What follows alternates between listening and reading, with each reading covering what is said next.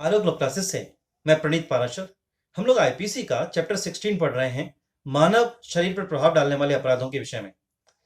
इस चैप्टर के तीसरे भाग में उपपत्ति के विषय में कुछ धाराएं दी गई हैं। आज उन धाराओं में से अंतिम 3 धाराओं के बारे में बात करेंगे। धाराएं हैं 336, 337 और 338। धारा 336 में लिखा है कार्य जिससे दूसरों का जीवन या व्यक्तिगत क्षेम संकटापन्न हो। धारा 337 में लिखा है कि ऐसे कार्य द्वारा उपपत्ति कार्य करना जिससे दूसरों का जीवन या व्यक्तिगत क्षेम संकटापन्न हो। धारा 338 में लिखा है ऐसे कार्य द्वारा घोर उपपत्ति कार्य करना जिससे दूसरों का जीवन या व्यक्तिगत क्षेम संकटापन्न हो। इस प्रकार से ये तीनों धाराएं किसी दूसरे के जीवन को संकटापन्न करना और उसके व्यक्तिगत क्षेम को संकटापन्न करने के विषय में है। मैं एक एक करके धारा पढ़ता हूं, फिर इस धारा पर जो भी बातें आईपीसी में दी गई हैं उन पर बातें करेंगे। कुछ और प्रावधान भी हैं जो इन धाराओं से संबंधित हैं, उन पर भी बात करेंगे। सबसे पहले धारा 336, कार्य जिससे दूसरों का जीवन या व्यक्तिगत क्षेम संकटापन्न हो।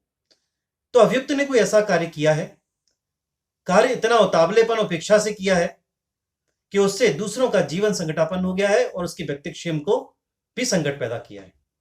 धारा में लिखा है कि जो कोई इतने उतावलेपन से या उपेक्षा से कोई कार्य करेगा, कैसा, जिससे मानव जीवन या दूसरों का व्यक्तिगत क्षेम संकटापन्न होता है, तो ऐसा कार्य धारा 336 के अंतर्गत दंडनीय बनाया गया है। कार्य उतावलेपन उपेक्षा से किया गया हो। उतावलापन उपेक्षा के बारे में पहले भी आपको बता चुका हूं। उतावलेपन से किया गया कार्य वो है जिसमें आप अति आत्मविश्वास में काम करते हो। अति आत्मविश्वास, ओवर कॉन्फिडेंस में आप काम करते हो। आपको लगता है कि इस काम को मैं कर लूंगा, बट वो उतावलेपन में आप करते हो। बहुत ज्यादा एक्साइटमेंट आपके अंदर हो जाता है, तब आप उस कार्य करते हो। ऐसा कार्य उतावलेपन से किया हुआ कार्य है। या उपेक्षा से किया हुआ, तो उपेक्षा क्या माना जाएगा? लोक विधि कहती है कि आपको इतनी सुरक्षा से इस कार्य को करना चाहिए, इतनी सावधानी से कार्य करना चाहिए। आप उस सावधानी का ध्यान नहीं रखते हो और असावधानी से कार्य करते हो, तो उपेक्षा से किया हुआ कार्य कहा जाएगा। इस प्रकार के उतावलेपन उपेक्षा से कोई व्यक्ति कार्य करता है और दूसरे मानव जीवन को संकटापन और उसके व्यक्तिगत क्षेम को नुकसान पहुंचाता है, उसे क्षति पहुंचाता है, तो क्या बोला जाएगा कि 336 में उसने दंडनीय अपराध किया है। अब दंड का प्रावधान, इसमें जो दंड है वो 3 माह का किसी भांति का कारावास या 250 रुपए तक का जुर्माना या दोनों से दंडित किया जाएगा। अपराध का स्वरूप देखिए 336 में। अपराध संज्ञेय है, जमानती है, बेल हो सकती है, जमानत हो सकती है, अशमनी है, इसमें शमन नहीं, कंपाउंडेबल नहीं, इसमें समझौता नहीं होता, ठीक है, और कोई भी मजिस्ट्रेट इसका विचारण कर सकता है। ये 336 हुई। अब पढ़ते हैं 337 में।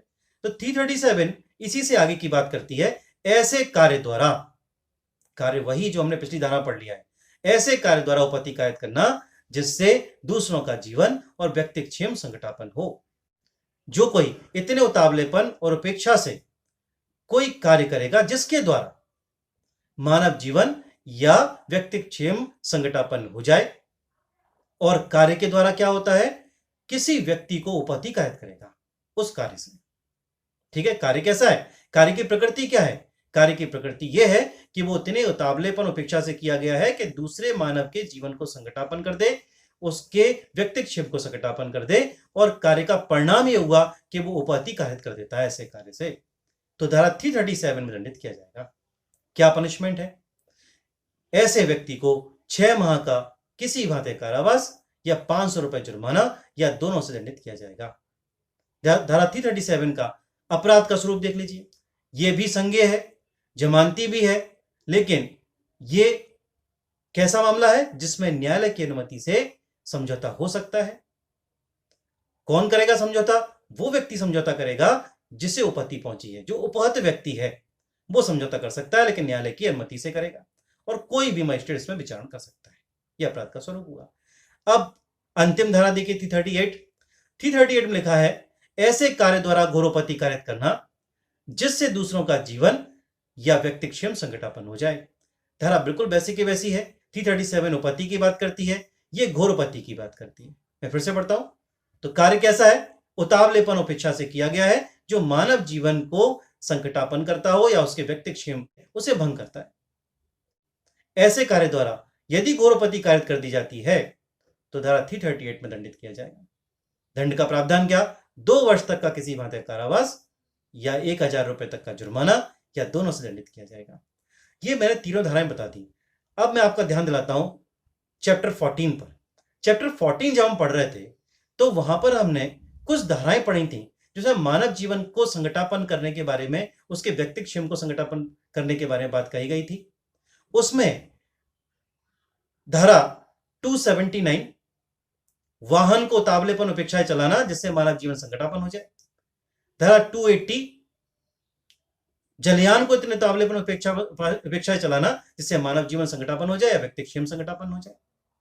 फिर कुछ धाराएं थी 284 से लेके 289 तक, उसमें उपेक्षापूर्ण कार्य बताए गए थे अलग अलग, जैसे विषैले पदार्थ को लेकर, किसी जीव जंतु को लेकर, विस्फोटक पदार्थ को लेकर, अग्नि ज्वलनशील पदार्थों को लेकर, इस तरह के कुछ कार्य बताए गए थे जो उपेक्षापूर्ण तरीके से किए जाएं तो किसी भी मानव जीवन को संकटापन कर देंगे, उसके व्यक्तिगत क्षेम को क्षति पहुंचाएंगे। ऐसे कार्यों को हमने वहां भी दंडित किया था।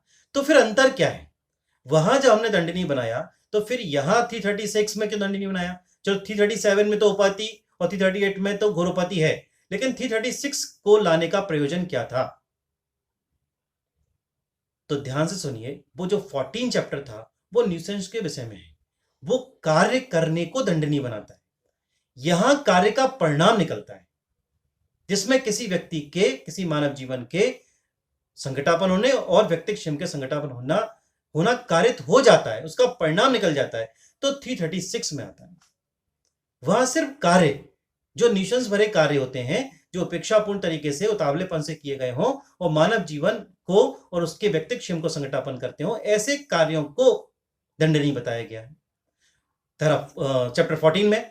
और चैप्टर 16 में धारा 336 कहती है कि वही कार्यों का जब परिणाम निकल जाता है, इसलिए इसमें लिखा है कि जो कोई इतने उतावलेपन से या अपेक्षा से कोई कार्य करेगा कि उससे मानव जीवन या दूसरों का व्यक्तिगत क्षेम संकटापन होता हो तो 3 माह का कारावास और 250 रुपए तक का जुर्माना दंडित किया जाएगा। इस प्रकार से इन धाराओं में एक ही जैसी बातें लिखी गई हैं, दोनों चैप्टरों में अलग अलग तरह की धाराओं को शामिल किया गया है और दंड का प्रावधान भी भिन्न